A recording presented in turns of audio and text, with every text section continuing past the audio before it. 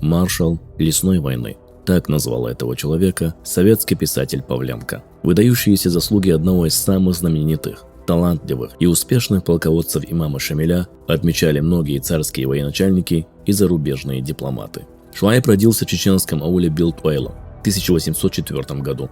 Все его родичи жили в ауле Центрой, Нохчи-Мохки. К этому же тейпу Туантрой принадлежал и Шуайб. Его отец Мухаммад Мулла, человек, известный своей ученостью, дважды совершал паломничество в Мекку и Медину и получил почетное звание хаджи. Мулла Мухаммад Хаджи пользовался огромным влиянием в Чечне и долгое время возглавлял совет страны Мяхканхел Нохчи-Мохки.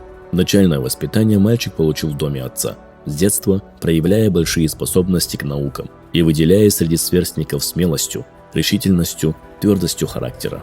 Подросший Шуайб продолжил учение при разных мечетях Чечни у лучших преподавателей, осваивая арабскую грамматику, риторику, философию, арифметику и другие дисциплины.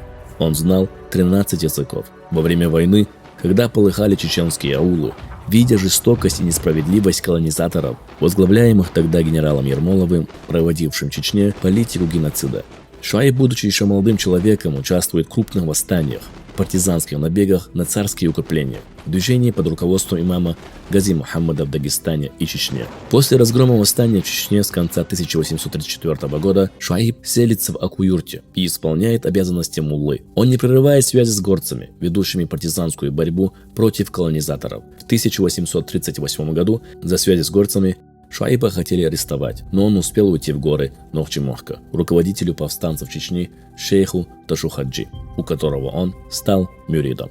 Поселился Шуайб в своем родовом ауле Цинтарой. Вскоре, умом и храбростью, он сумел заслужить большое доверие у Ташухаджи, и тот не раз поручал Шуайбу командование большими отрядами, с которыми Шуайб Мулла проводил партизанские набеги.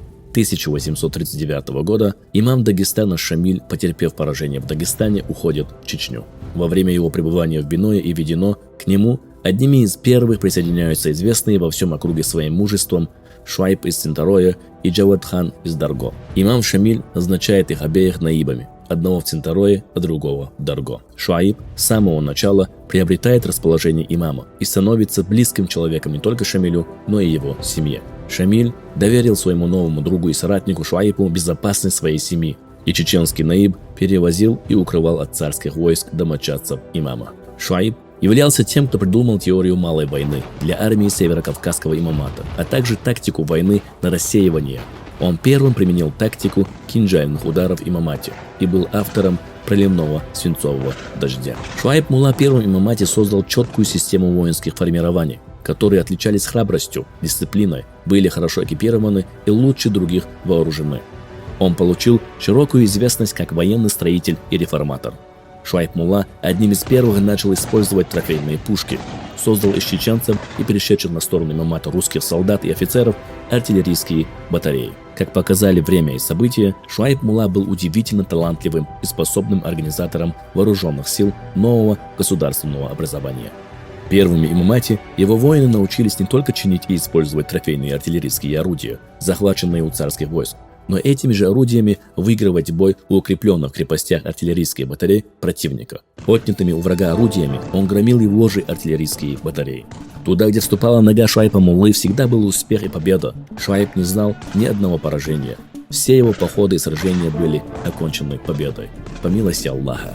В числе военных успехов Шуайба Цинтароевского числится поход на Моздок, Кизлярская операция, штурм крепости Сатаных, бой под Алхан-Юртом, разорение укрепления Амир-Аджи-Юрт, захват Аратаурской башни. Шуайб также принимал участие в освобождении аварии, совершил повторный поход на Кизляр, поход на Тарковское шамхальство, а его отряды под личным руководством своего полководца совершали походы до самой Темирхан-Шуры. Также он был участником похода на Гази-Кумух. Шуайб Мулла производил целую серию опустошительных набегов на Кумыкскую равнину, а командиры его отряда совершали рейды и набеги на царские укрепления и крепости по всем Сулахским и Моздокским укрепленным линиям.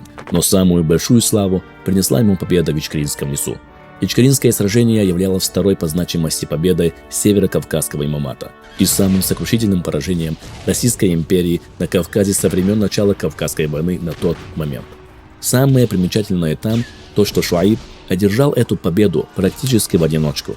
Если в других крупных сражениях присутствовали и другие наибы, в том числе и сам Шамиль, то в этом бою рядом с Шуайбом был лишь наиб Ауха Улубей, и даже будучи вместе против огромного войска, которое было выдвинуто против них графом Павлом Граббе, они не смогли собрать и 2000 человек. Все воины имамата в то время были в Гази и Кумухе.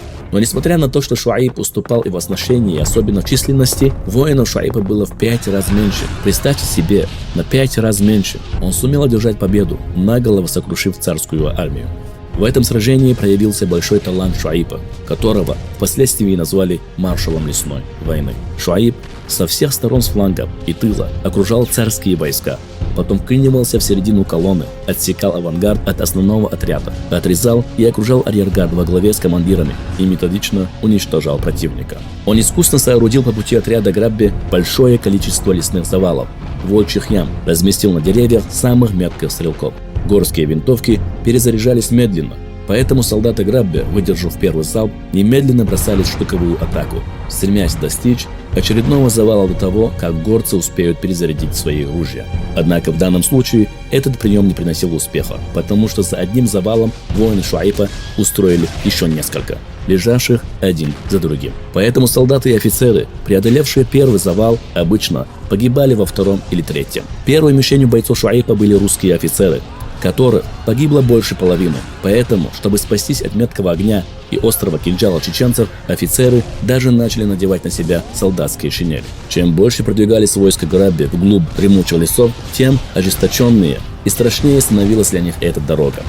Старые солдаты, служившие давно на Кавказе, впоследствии назвали этот поход в ичкерийских лесах дорогой в ад. Целые батальоны теряли свои боевые качества. В длинной колонне русских войск начинался беспорядок. Офицеры не знали, где тыл, где авангард. И многие погибали от горских сабель и кинжалов на месте. В течение 4 дней русские войска были в полном окружении и 4 июня возвратились в Герзель-Аул, потеряв, по официальным данным, которые, как правило, значительно занижались, 2 генералов, 66 офицеров и несколько тысяч солдат, не считая многочисленных раненых, огромный обоз и 2 пушки, доставшиеся горцам. Все перечисленные победы Шуайб Мулла одержал всего лишь за 2 года.